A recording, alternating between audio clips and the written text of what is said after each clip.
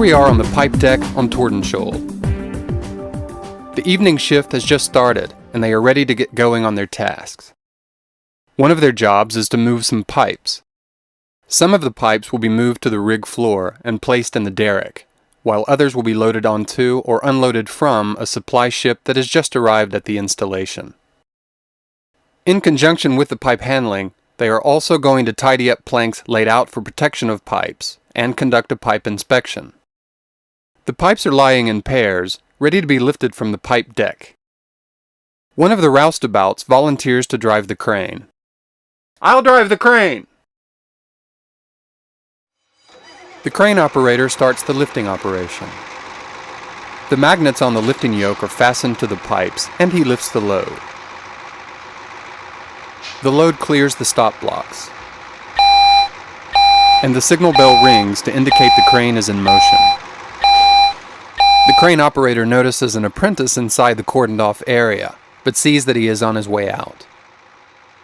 The deck base, which cannot see what is going on, hears that the crane is in motion, but doesn't know if there is a load on the yoke. The apprentice also hears the signal bell and gets out of the path of the crane. The crane operator looks toward the catwalk for the signal flag that indicates he is in the correct position. Then, he puts the pipes down in the correct order on the rig floor. Suddenly, the crane operator notices a roustabout right beside the load.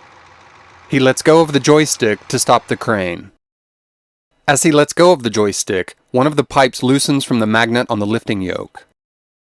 The crane operator sees one of the pipes fall down. The deck base does not see the pipe fall, but hears the sound as the pipe hits the deck. He climbs up and sees the roustabout lying injured on the deck. "Call the medic!"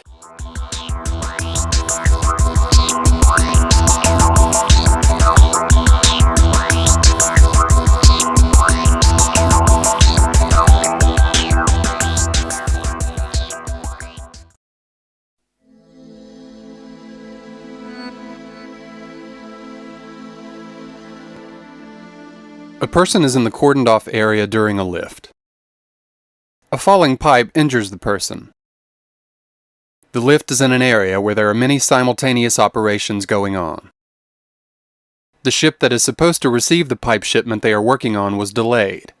That's why there was only an oral handover between the day and night tool pushers. At the same time as they were preparing to lift the pipes to the catwalk, another crane operation was underway. That operation was to put protectors on some pipes for shipping. In spite of these simultaneous operations, there was no supervisor present.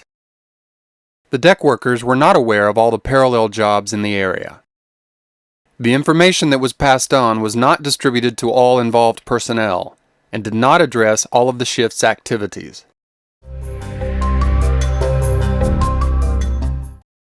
In addition to the various work operations being poorly managed, there were several alarming mistakes in the area where the lifting was going on.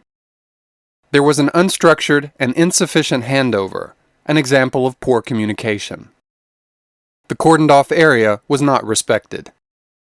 The crane operator should not have started the crane when there were unauthorized personnel inside the cordoned-off area. Radio communication had not been established at the beginning of the lift, even though this is normal practice. The crane operator did not check and verify that no one was in his blind zone. Do not start up a crane when there are people in an area where contact has not been established. In this instance, information was provided by radio that there were people inside the cordoned-off area working with protectors, but they did not have radio contact with the crane operator.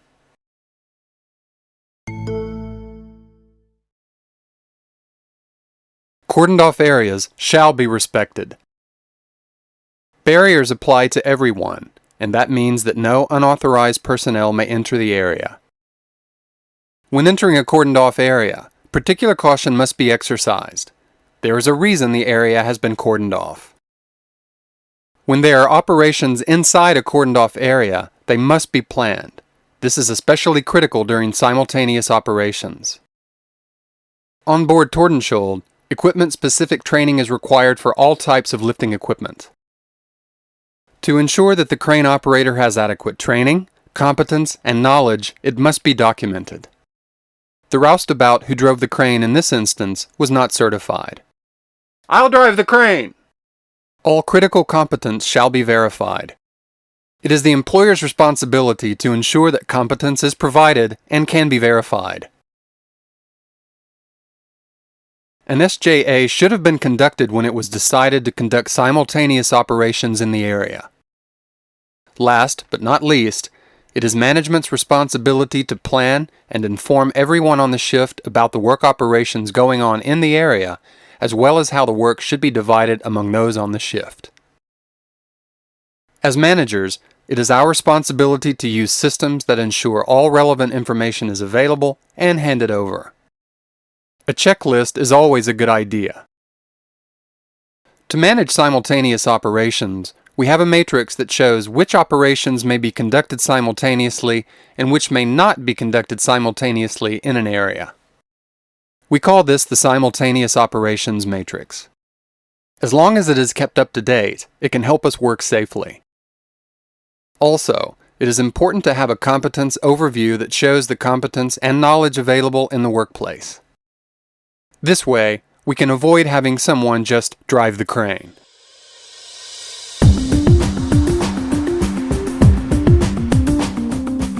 How do you manage simultaneous operations in an area? Do you really have full control? How do you quality control critical individual competence on board?